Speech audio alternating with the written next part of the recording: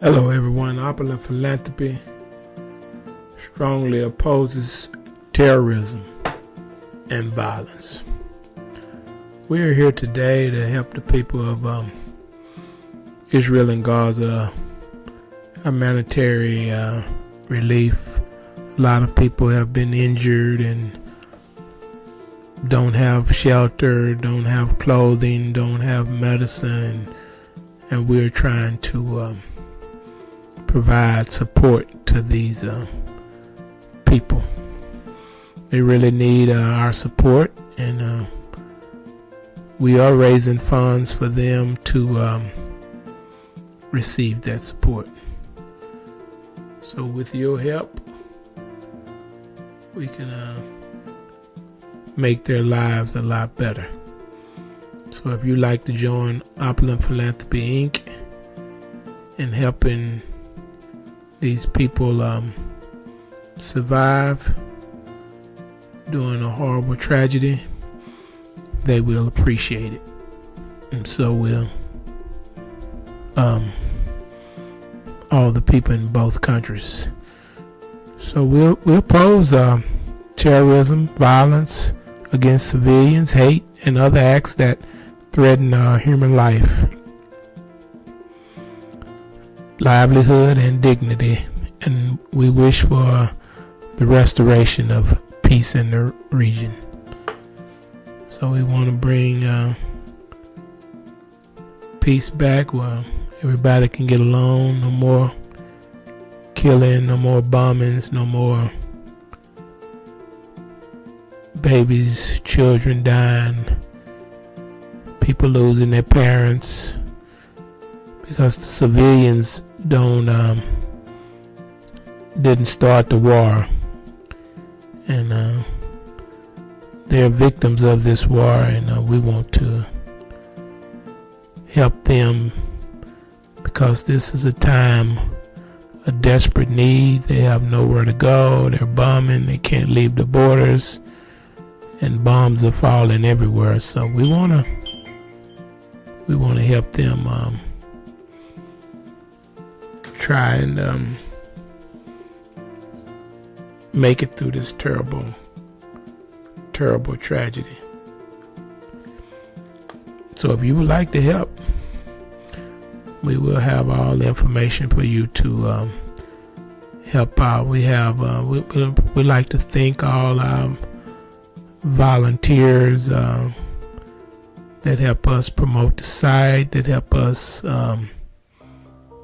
get the word out, that help us deliver the goods and other organizations over to through Gaza.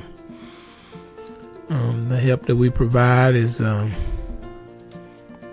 food, water, medical supplies, shelter, and we're able to offer other assistance too. So if you would like to help, please donate. The human cost of the conflict in Gaza is not able to be denied. Everybody see it. Over 5,000 people have been killed since the conflict began, including 2,055 children. Approximately 70% of Gaza's population has been displaced, and over 181,000 homes have been destroyed. Over 1 million children are trapped in Gaza with no safe place to go, and warned of the devastating impacts of lacking medication and electricity to power vital health care infrastructure in the enclave. During this geopolitical maneuvering, the people of Gaza face a desperate reality. There is no safe haven or road in Gaza. The healthcare system teeters on the brink of collapse, and fuel shortages hinder the distribution of aid and delivery of essential services. As Israel airstrikes and rocket attacks from Gaza continue, the Biden administration is urging for a delay in ground invasion to allow for negotiations and aid delivery. Yet as each day passes, the conflict shows no sign of abating.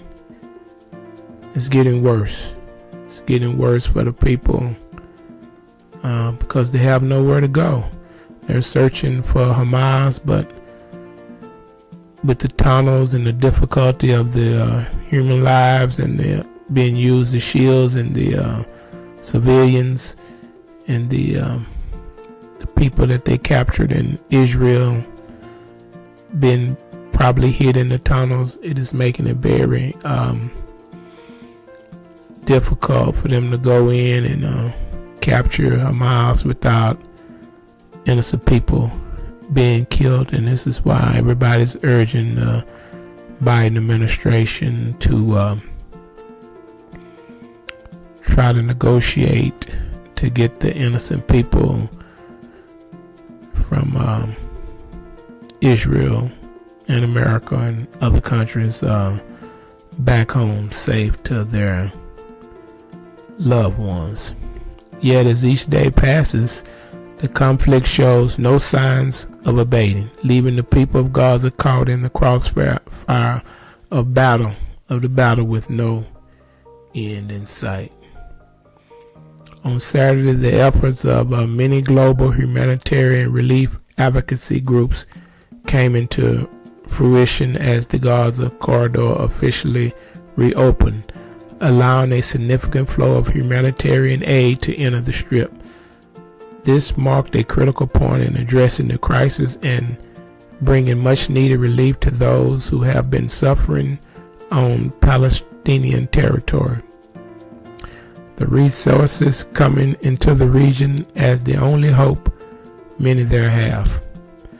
I mean, the devastation is cataclysmic.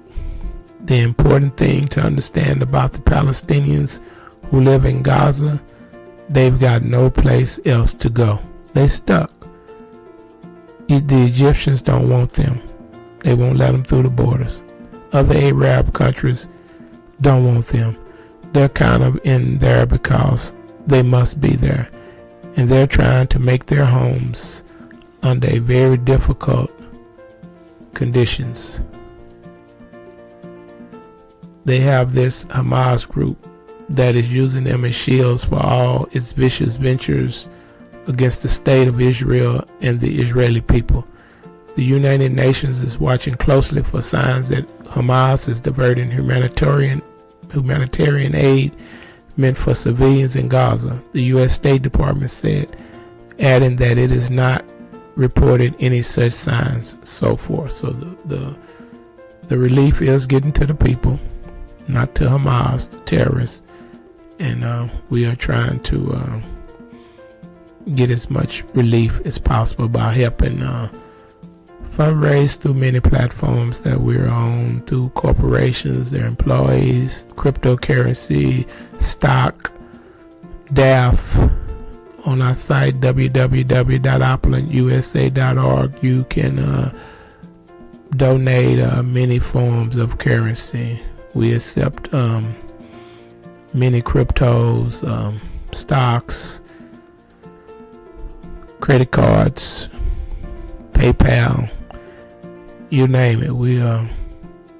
You are able to go to our site and opulentusa.org and make a donation if you would like to help. And the people over in Gaza and Israel will appreciate your kindness.